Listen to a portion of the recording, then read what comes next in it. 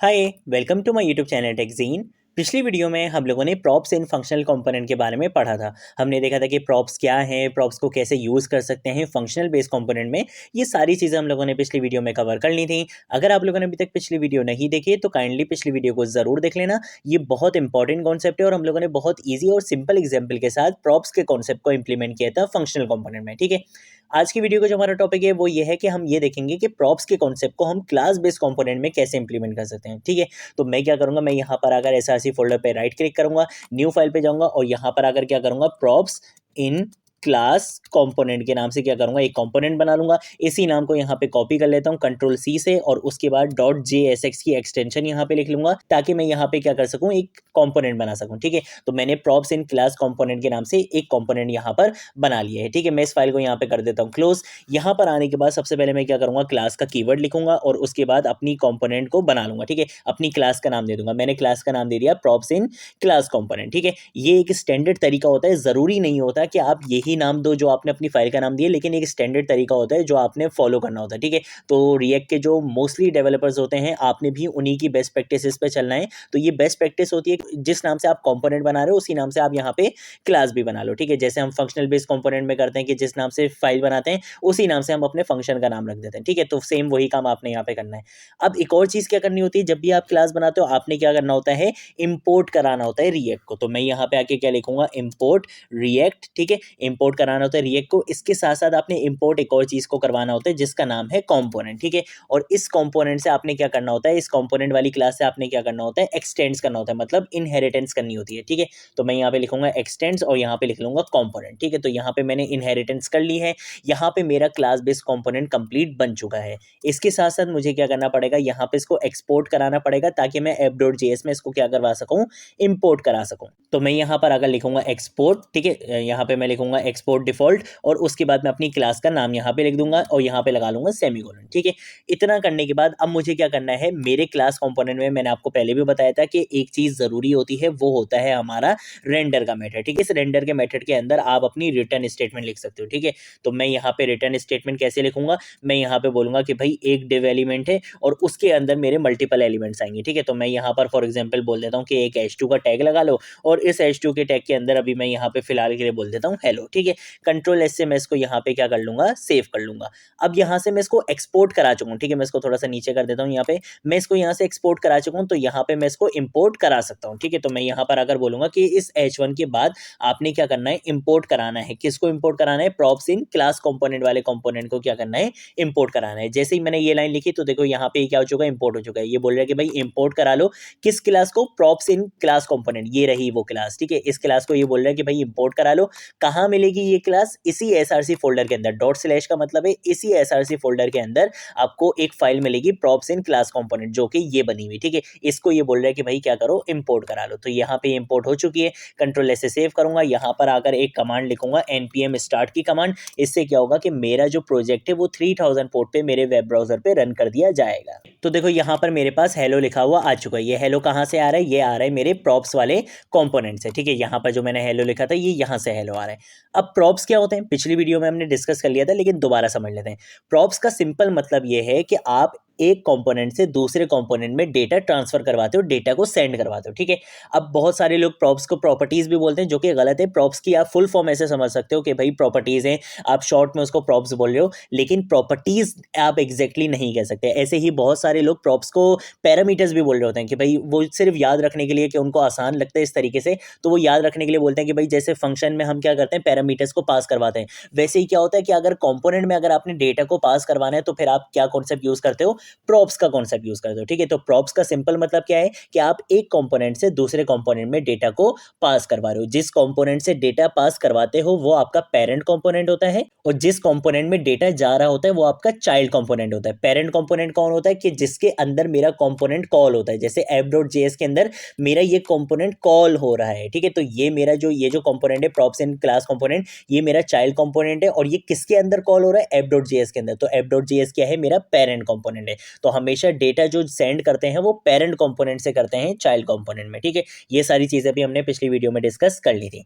अब data transfer करने का, डेटा सेंड करने का जो तरीका होता है वो फंक्शनल बेस्ड कंपोनेंट में भी सेम होता है और क्लास बेस्ड कंपोनेंट में भी सेम होता है। सिर्फ जो रिसीव करने का तरीका होता है वो डिफरेंट होता है। तो पिछली वीडियो में भी हमने जैसे सेंड किया था सेम वैसे ही हम यहाँ पर भी सेंड करेंगे। ठीक है, मैं यहाँ पे बताऊंगा कि भाई मेरे डेटा का नाम क्या होने वाला है। ठीक है, मैंने अपने डेटा का नाम दे दिया कि भाई नेम। ठीक है, नेम के नाम से मैंने एक डेटा सेंड करवाना है। अब उसकी वैल्यू क्या होगी, मैंने यहाँ पे बोल दिया कि भाई उसकी वैल्यू है यहाँ पे फरजीन। ठीक है, मैंने क्या पास करवाना है, फरजीन पास करवाना है। ठीक है, अब मैं यहाँ पे क्या कर लूँगा, कंट्रोल एस इसको सेव कर लूँगा। अब मैंने इसको सेंड कहाँ करवाना है, इस वाले कंपोनेंट के अंदर। तो अब इसके अंदर आप इस डेटा को रिसीव कैसे करोगे। ठीक है, आप इस डेटा को कैसे गेट करोगे, आपने सिंपल काम क्या करना है, आप यहाँ पर आओगे और यहाँ पर आने के बाद आपने यहाँ पे आने के बाद कर्ली ब्रेसेस लगानी है। ठीक है, कर्ली ब्रेसेस के अंदर आपने क्या लिखना है, दिस डॉट के बाद आपने एक प्रॉपर्टी यूज करनी है जिसका नाम है प्रॉप्स। ठीक है, ये प्रॉपर्टी आपने लाजमी यूज करनी है।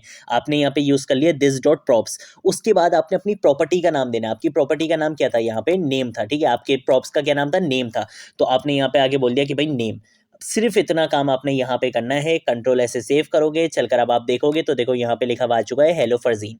फरजीन क्यों लिखा हुआ है, क्योंकि मैंने वहां से फरजीन ही पास करवाया था। जब यहाँ पे क्या लिखा हुआ है, फरजीन लिखा हुआ है। ठीक है, तो इस तरीके से आप क्या करते हो, यहाँ से app.js से डेटा सेंड कर सकते हो और क्लास बेस्ड कंपोनेंट में आप उस डेटा को इस तरह से गेट कर सकते हो। ठीक है, अब मान लो कि भाई जैसे हम लोगों ने पिछली वीडियो में देखा था कि भाई अगर मल्टीपल डेटा है, ठीक है, अगर यहाँ पे नेम है, नेम के साथ साथ फॉर एग्जांपल समझ लो कि भाई यहाँ पे जो है वो ईमेल भी है। ठीक है, तो हम यहाँ पे ईमेल ले लेते हैं और ईमेल के बाद मैं इस तरीके से यहाँ पे कर्ली ब्रेसेस लगा लूँगा। यहाँ पे आके मैं लिख लूँगा farzeen@gmail.com। ठीक है, इस तरीके से है और कंट्रोल ऐसे सेव करूँगा। यहाँ पर आऊँगा, यहाँ पर आने के बाद यहाँ पे आने के बाद एक काम ये करूँगा कि एक h3 का टैग लगाऊंगा और इसके अंदर मैं बोल दूंगा कि भाई ईमेल। और इस तरीके से करने के बाद मैं क्या करूँगा, कर्ली ब्रेसेस के अंदर लिखूंगा दिस डॉट प्रॉप्स। तो आपने लाजमी लिखना ही लिखना है। उसके बाद आप बोलोगे अपनी प्रॉपर्टी का नाम। मेरी प्रॉपर्टी का नाम है ईमेल।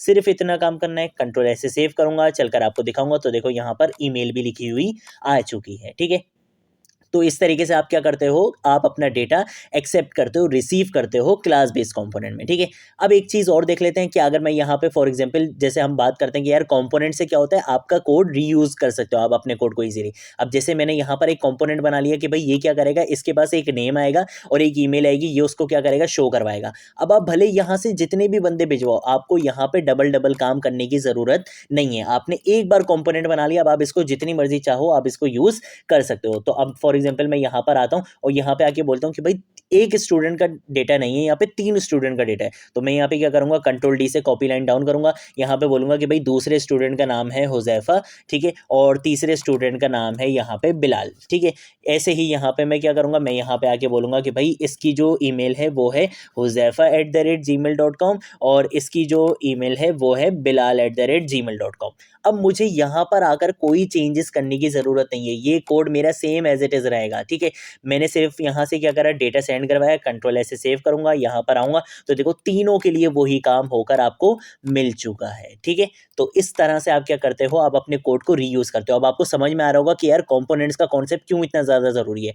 अगर कंपोनेंट्स नहीं होते तो यही सेम काम जो काम मैंने यहाँ पे करा है, ठीक है, अभी तो ये आपको 2 लाइनों का लग रहा है। मान लो कि भाई यहाँ पे मैं एक स्टूडेंट के लिए 1000 लाइन का कोड लिखने वाला हूँ, तो मुझे क्या करना पड़ता है, अगर मैं कंपोनेंट का कॉन्सेप्ट यूज़ नहीं करूँगा, मुझे फरजीन के लिए भी 1000 लाइन लिखनी पड़ती, हुज़ैफा के लिए भी 1000 लाइनें लिखनी पड़ती, बिलाल के लिए भी 1000 लाइन लिखनी पड़ती। तो इस वजह से आप क्या करते हो, कंपोनेंट्स का कॉन्सेप्ट यूज़ करते हो, ताकि कंपोनेंट्स का कॉन्सेप्ट आपके बहुत सारी हेल्प करता है, जिसमें से एक हेल्प आपकी क्या होती है कि आपका कोड रीयूज़ हो जाता है। ठीक है, आप इजीली अपने कोड को क्या कर सकते हो, रीयूज़ कर सकते हो। अब मान लो कि भाई मुझे यहाँ पे थोड़ी सी स्टाइलिंग देनी है। ठीक है, मैं क्या कर सकता हूँ, मैं यहाँ पे आऊँगा डिव एलिमेंट में और यहाँ पे आके बोल देता हूँ कि भाई फॉर एग्जांपल आप क्या काम करो, स्टाइल एट्रीब्यूट यूज़ करूँगा। ठीक है, स्टाइल एट्रीब्यूट से क्या होता है, इनलाइन सीएसएस आप अप्लाई कर सकते हो। ठीक है, तो मैं यहाँ पे दोबारा से कर्ली ब्रेसेस लगाऊंगा और इसके अंदर मैं बोलूँगा कि भाई बैकग्राउंड कलर क्या कर दो इस पूरे डिव का।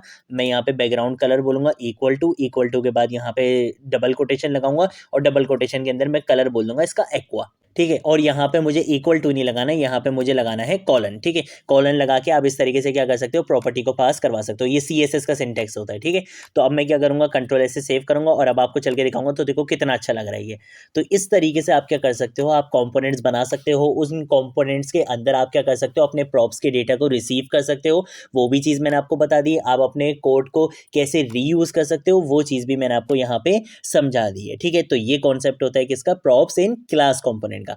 अब जैसे हमने पिछली वीडियो में देखा था कि अगर मैं बटन के क्लिक पर जो है वो अपने प्रॉप्स को चेंज करना चाहता हूँ तो वो कैसे कर सकता हूँ, तो उसके लिए क्या होता है कि यूज स्टेट का कॉन्सेप्ट आपको यूज़ करना पड़ता है। तो चलो हम वो भी करके देख लेते हैं, ठीक है। मैं काम ये करता हूँ कि इसको यहाँ से कंट्रोल डी से कॉपी लाइन डाउन करूँगा, इन तीनों को यहाँ से क्या करूँगा कंट्रोल स्लैश से कमेंट कर दूंगा, और यहाँ से मैं अभी सिंपल क्या करता हूँ, मैं यहाँ पे इसको सिर्फ नेम ही रहने देता हूँ, ठीक है। अब मैंने आपको समझा दिया मल्टीपल वैल्यूज़ के लिए आपने कैसे काम करना है, तो मैं इसको सिर्फ अभी सिंपल ही रखूँगा चीज़ों को, ठीक है। अब यहाँ पर अगर मैं ये बोलूँगा कि भाई मैंने क्या करना है, मेरे बटन के क्लिक पर, ठीक है, बटन के क्लिक पर क्या हो जाए, यहाँ पे नाम मुझे चेंज करवाना है, ठीक है। तो उसके लिए क्या करना पड़ेगा, सबसे पहले तो मुझे एक बटन बनाना पड़ेगा। तो मैं यहाँ पे आके एक बटन बना लेता हूँ। बटन किस नाम से बनाऊंगा, क्लिक मी के नाम से क्या करूँगा, एक बटन बनाऊंगा, ठीक है। कंट्रोल ऐसे सेव करूँगा, चलकर आपको दिखाऊंगा। तो देखो यहाँ पर एक बटन आ चुका है, ठीक है भाई। हम आ जाएंगे यहाँ पर। अब जब भी आपने क्या करना होता है, यूज स्टेट का कॉन्सेप्ट यूज करना होता है। और अभी जो मेरा कंपोनेंट है, मैं किस कंपोनेंट के अंदर हूँ, ऐप कंपोनेंट के अंदर। ये ऐप कंपोनेंट क्या है, फंक्शनल बेस कंपोनेंट है। तो यहाँ पे जो यूज स्टेट है वो मुझे कुछ इस तरीके से यूज करनी पड़ेगी, ठीक है, कुछ इस तरीके से। अगर मेरा ये जो app.js है, अब बहुत सारे लोग ये समझते हैं कि इस app.js को आप क्लास बेस कंपोनेंट नहीं बना सकते। आप बिल्कुल बना सकते हो। आप यहाँ पे क्लास का कीवर्ड यूज करो, यहाँ से ये पैरेंथेसिस हटाओ, यहाँ पे आप लिखो एक्सटेंड्स कंपोनेंट, ऊपर जैसे हमने यहाँ पे जो है वो करवाए, इंपोर्ट करवाए रिएक्ट को और कंपोनेंट को, सेम वैसे ही काम आप यहाँ पे भी कर सकते हो। रिटर्न से पहले आप क्या बना सकते हो, एक रेंडर फंक्शन बना सकते हो। जो काम हम क्लास में करते हैं वो सेम काम आप यहाँ पे कर सकते हो। आप app.js को क्लास बेस कंपोनेंट भी बना सकते हो, ठीक है। बहुत सारे लोग समझते हैं कि नहीं बना सकते, लेकिन बना सकते हो आप। लेकिन ज़्यादातर क्या होता है, फंक्शनल बेस कंपोनेंट यूज होता है। और आपने खुद भी देखा था कि जब आपने रिएक्ट को इंस्टॉल किया था तब आपके पास बाय डिफॉल्ट app.js की जो फाइल आई थी उसमें फंक्शनल बेस कंपोनेंट ही हुआ था, क्लास बेस कंपोनेंट नहीं हुआ था, ठीक है। तो इससे भी ये चीज़ पता चलती है कि रिएक्ट खुद भी क्या करता है, ज़्यादातर फंक्शनल बेस कंपोनेंट को ही यूज़ करता है, ठीक है। क्लास बेस कंपोनेंट की अपनी वैल्यू है, लेकिन फंक्शनल बेस कंपोनेंट ज़्यादा यूज़ होता है। तो अभी हम क्या कर रहे हैं, हम यहाँ पे यूज स्टेट का कॉन्सेप्ट यूज़ करेंगे। तो उसके लिए क्या करना पड़ता है, यहाँ पे आके मुझे क्या कराना पड़ेगा, सबसे पहले तो इंपोर्ट कराना पड़ेगा। तो मैं यहाँ पे लिखूंगा इंपोर्ट, रिएक्ट को इंपोर्ट कराना है। रिएक्ट के साथ साथ मुझे किसको इंपोर्ट कराना है, यूज स्टेट को इंपोर्ट कराना है। तो मैंने यहाँ पे बोल दिया कि भाई इंपोर्ट करा दो किसको, यूज स्टेट को। उसके बाद इस रिटर्न की स्टेटमेंट से पहले मैं यहाँ पे क्या करूंगा, एरे डी स्ट्रक्चरिंग का कॉन्सेप्ट यूज करूंगा। मैं बोलूंगा कि भाई एक मेरी जो प्रॉपर्टी होने वाली है वो होगी फर्स्ट नेम के नाम से, जिसके अंदर मेरा डेटा स्टोर होगा, जिसके अंदर मेरा नेम स्टोर होगा। और जो दूसरा जो मेरे मेथड का नाम होता है वो क्या होता है, सेट स्टेट, ठीक है। तो मैंने यहाँ पे सेट स्टेट लिख दिया। उसके बाद इक्वल टू के बाद यूज स्टेट का मेथड ही मैं यहाँ पे यूज करूंगा। और इसके अंदर मैं अपनी इनिशियल वैल्यू पास करवा दूंगा। जैसे इनिशियल वैल्यू मैंने यहाँ पे पास करवा दी हुजैफा, ठीक है। तो अब ये हुजैफा किस में आके स्टोर हो जाएगा, फर्स्ट नेम में आके स्टोर हो जाएगा। तो अब यहाँ पे मैं इस तरीके से प्रॉप्स में डेटा पास नहीं करवाऊंगा। मैं यहाँ पे बोलूंगा कि भाई फर्स्ट नेम के अंदर जो भी वैल्यू है वो क्या करो, पास करवा दो, ठीक है। और इसके साथ साथ मैं ये बोलूंगा कि जब मेरे बटन पे क्लिक किया जाए तो मैं यहाँ पे क्लिक इवेंट लिसनर का यूज करूंगा। मैं बोलूंगा कि भाई जब मेरे बटन पर क्लिक किया जाए तो आपने क्या करना है, मैं यहाँ पे एरो फंक्शन का यूज करूंगा। और मैं बोलूंगा कि भाई आपने सेट स्टेट वाले मेथड को क्या करना है, कॉल करवाना है। और इसके अंदर आपने मेरी वैल्यू को चेंज कर देना है, ठीक है। तो मैं यहाँ पे बोलूंगा कि भाई वैल्यू को कर देना फरजीन अली। तो अब अगर कंट्रोल ऐसे सेव करूंगा और अब आपको चल के दिखाऊंगा, तो देखो अभी यहाँ पे क्या लिखा हुआ है, हेलो हुजैफा। लेकिन जैसे ही मैं अपने बटन पे क्लिक करूंगा तो यहाँ पे क्या लिखा हुआ आ जाएगा, हेलो फरजीन अली लिखा हुआ आ जाएगा। तो देखो जैसे ही बटन पे क्लिक करा तो यहाँ पे लिखा हुआ आ चुका है हेलो फरजीन अली। अब ये ईमेल आगे की क्यों नहीं आ रही, क्योंकि मैंने यहाँ से ईमेल पास ही नहीं करवाई है, ठीक है। तो आप चाहो तो आप यहाँ से इसको यहाँ से कंट्रोल स्लैश से कॉमेंट कर सकते हो, ठीक है। कंट्रोल ऐसे सेव करूंगा, चलकर आपको दिखाऊंगा। तो देखो अब ये कुछ इस तरीके से आ रहा है, ठीक है। मैं यहाँ पे आके इसको रिफ्रेश कर देता हूँ ताकि दोबारा करके दिखा दूँ। देखो क्या लिखा हुआ है, हेलो ज़ैफ़ा। जैसे ही बटन पे क्लिक करूंगा हेलो फरजीन अली यहाँ पर लिखा हुआ आ चुका है, ठीक है। तो अब आपने ये भी देख लिया कि आप स्टेट और प्रॉप्स के कॉन्सेप्ट को दोनों को एक साथ कैसे यूज़ कर सकते हो क्लास बेस्ड कंपोनेंट में, ठीक है।